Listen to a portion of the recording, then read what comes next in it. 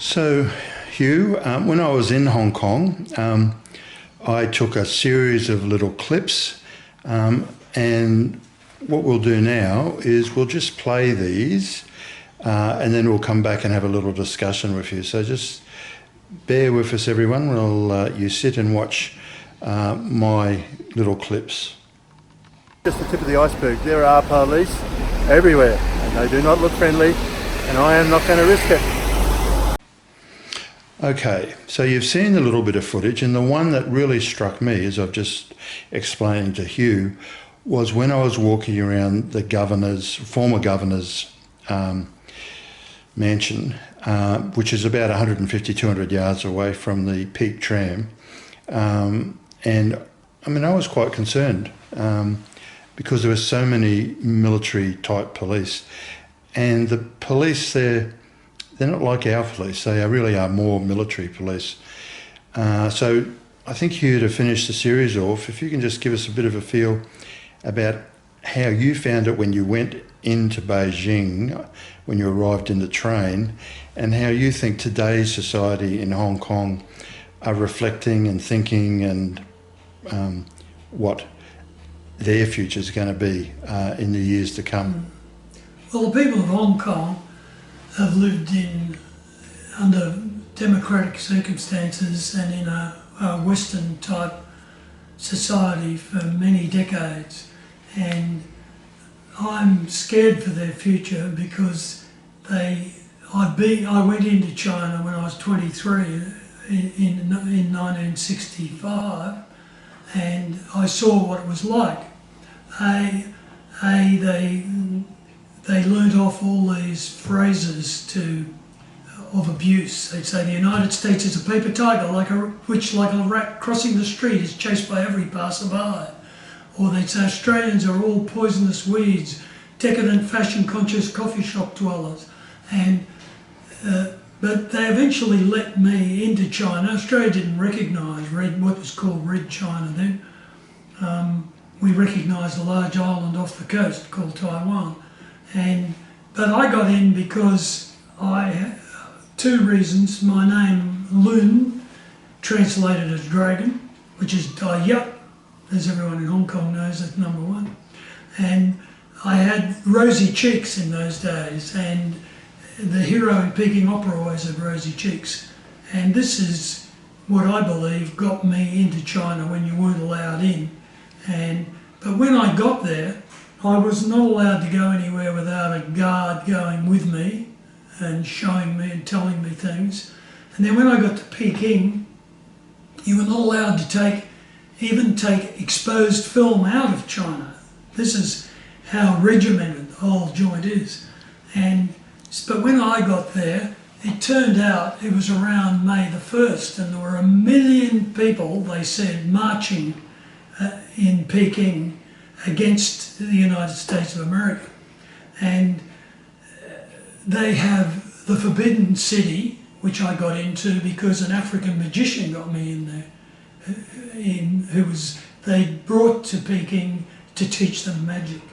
And outside the Gate of Heavenly Peace Square, which is a huge square with giant white bits of concrete, and through the square runs Tranquility Boulevard for about 6 miles. And there were 3 rows, giant rows of people marching, one going that way, the other coming back, the other going back. And I see just the other day when China displayed all its weaponry that Tranquility Boulevard it's still there. There are these giant lampposts with 4 or 5 round lights on the top and huge loudspeakers. And the loudspeakers are for such demonstrations. And so everyone was yelling out, da da da da da, a voice on a mic, 3 voices on a microphone. And then the crowd would answer the same thing. And I got someone to translate it for me, and it was, America, get out of the Dominican Republic. America, get out of Latin America. America, get out of Vietnam. And you actually recorded that, didn't you? You cheated. And then I did, I took the photos of all this. And then finally, reaching a crescendo, America, get out of the world. and that was so that was in 1965, and that was pretty frightening. And there weren't many foreigners allowed in Peking then, but who there were mainly French chemical companies and my African magician mate and a Pakistani called Saeed, who just brought in the inaugural. He was there to organise the inaugural PIA, Pakistan International Airways flight to Peking, the first commercial flight from the West, and it crashed. The inaugural flight crashed and everyone was killed, including him. But everyone was saying how scary it was. And I'd taken pictures of the demonstrations. There were lots of little plays being enacted with anti-American plays, and I took pictures, and I only got them out of Peking by putting them in Kodak boxes and reselling them. So that's what happened to those pictures. That's just a really great story. I took them across Russia and through, it's a terrible story, through East Berlin. I stayed in East Berlin, which looked like the World War II had finished yesterday, 20 years later. And I got to Paris and I got them printed, and I posted them to London, to Time magazine, Time Life, because they couldn't get into China in those days. Reuters, who I ended up working, how I got a job there, they said, we only hire first-class honours graduates from Oxford or Cambridge. And I said, but I've just been into Red China and you can't get into Red China, you're the biggest news agent in the world. So they hired me. And the photos never got to London from Paris, they all disappeared. And I rang the post office in London, and so I don't know what happened to them. We could speculate. I think the Chinese spies got them. Yes. So, Hugh, if you could just hold up the book, Spies Like Us. Just so this YouTube is about reflecting upon Hugh's memories that he's just given us a very shorthand snapshot of. It's a great book. I can recommend everyone to read it, especially now that we're seeing all this drama unfold over in Hong Kong. And it really was an amazing experience, and I'm so thankful to you, Hugh, having written the book, but then making the suggestion I go over and recuperate from my hernia and have a look at Hong Kong, because I think this little series has been really worthwhile.